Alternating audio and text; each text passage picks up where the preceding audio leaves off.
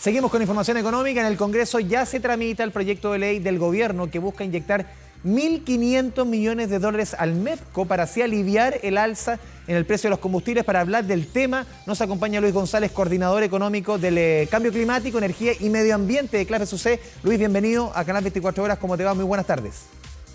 Hola Andrés, muchas gracias por la invitación, muy buenas tardes. Sí, Luis, cuéntanos un poquito, en términos de números, ustedes también lo han venido siguiendo muy de cerca en Claves UC respecto a cómo estos dineros que fueron inyectados consecutivamente en los meses de enero, de abril, en este mecanismo estabilizador, por diversas situaciones mundiales, se han ido acabando. ¿Qué está pasando en el mercado de los combustibles? Un país como el nuestro que es eminentemente, casi totalmente importador. ¿Qué está pasando en el mercado de los combustibles? Mira, son tres variables las importantes y hay hitos importantes para encontrar la explicación. Lo primero es que en el parque automotor hemos visto una gran expansión del parque automotor. Y esto no solamente con la cifra de ventas de automóviles, sino también lo vemos en la importación, no solamente en valor, sino de la cantidad de combustibles. Y estamos hablando que no solamente es petróleo para la refinación, sino productos refinados, vale decir gasolina y diésel ya refinados, que han experimentado un cambio estructural bastante significativo. Entonces, eso por una parte. También, por otra parte, lo que hemos visto es que la depreciación del tipo de cambio ha exigido, ¿no es cierto?, y ha aumentado el costo de las importaciones, por lo tanto, estos recursos también se han visto sorprendidos por esa tasa de depreciación. Y además hay que recordar que en el tipo de cambio que se utiliza para el seguimiento, digamos, del MEPCO, se incorpora este hedge, esta cobertura ante riesgo cambiario, viendo, digamos, la tendencia que tiene el tipo de cambio. Y por otro lado, evidentemente, la variación de los precios internacionales, como bien se mencionaba anteriormente en el programa, los costos de refinación han golpeado y los costos de logística han golpeado, digamos, a este mercado. Entonces, esas son las variables que explican por qué estos recursos se han ido gastando aceleradamente en este tiempo. Sí, Luis, y el cálculo, tú decías, aceleradamente, porque esto se presentó, la inyección, la del mes de abril, que subía de 750 a 1.500 millones de dólares, y se pretendía y se estimaba que podía durar todo el año, pero se acaba 2 meses y medio después. Para entender un poco el margen de esto, de cómo la economía mundial hoy día se está moviendo, cómo economías pequeñitas como la nuestra, que dependen mucho de lo que sucede afuera, estamos expuestos a un mundo que está súper volátil, y esto sí que es ejemplo, algo que se pronosticaba para que podía durar hasta fin de año, duró hasta junio. Exactamente, y ese es el dilema. Prácticamente estamos diciendo, Andrés, mira, si nosotros hacemos una relación con respecto a los ingresos, ¿Ya? por el impuesto específico a los combustibles se recauda anualmente en torno a los 2.500 millones de dólares. El MEPCO, hoy hemos visto que está avanzando la propuesta del gobierno en la Cámara, pero hoy está en un límite de los 1.500 millones según nuestras estimaciones. Ya estamos bordeando, prácticamente estamos a una semana de que se transgreda ese límite.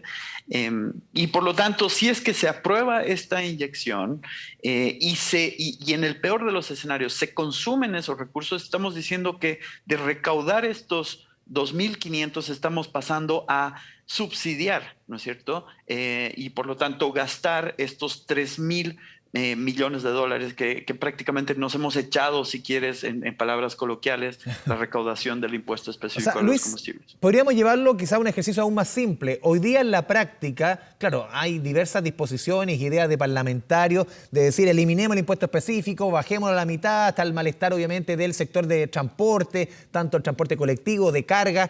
En la práctica hoy día el impuesto específico no se está cobrando, entre comillas te lo digo porque, claro, se está cobrando, está en el litro de combustible, pero a través del MEPCO hay un monto incluso superior que se está, entre comillas, también devolviendo. Exactamente, y eso, una de las características que se introdujo en la ley del MEPCO es que la información es pública y se entrega semana a semana. Y si nosotros vemos el componente variable que afecta el componente fijo, que es el impuesto, en las últimas semanas se ha entregado 7 UTMs, ¿no es cierto? 7 UTMs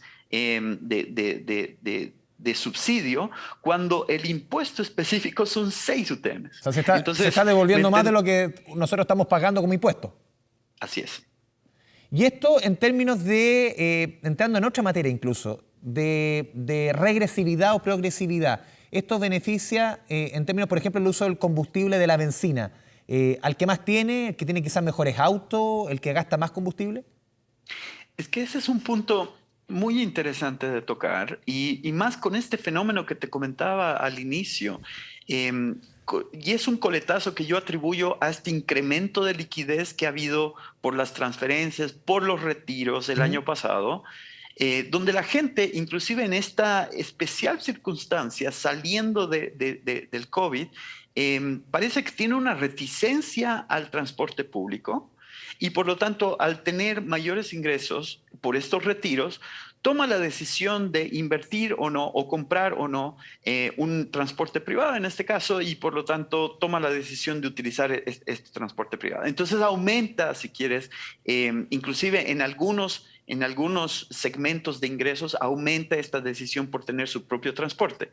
Si es que esto es cierto, si esta hipótesis es cierta, y te doy un dato para argumentar mi respuesta, el metro pasó de transportar 60 millones de pasajeros el 2019. Hoy día, con la recuperación de la economía, tasas de vacunación, etcétera, se transportan solamente 30 millones de pasajeros La en el mitad. metro. Entonces, esa gente estaba optando por otro tipo de transporte.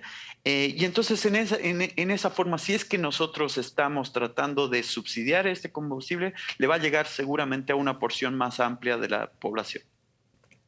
Luis, estamos viendo también dentro de las medidas que está en este proyecto que presentó hoy día el Ministerio de Hacienda, no solamente la inyección de 1.500 millones de dólares, sino que también se cambian los parámetros. Para explicarles sencillo a las personas, el MEPCO hacía que en cualquiera de los casos subiese o bajase el precio del petróleo en el mundo, no repercutiría en un alza mayor o una caída menor a 6,8 pesos. Lo que se cambia acá es que ese margen va a ser no de 6,8, va a ser de 12 pesos. Es decir, vamos a ver con toda seguridad que las bencinas ya no van a subir todas las semanas 6,8 pesos, sino que van a subir 12 pesos. ¿Por qué se toma esta decisión que claramente a la gente no le va a hacer sentido? Andrés, una precisión importante. Dale.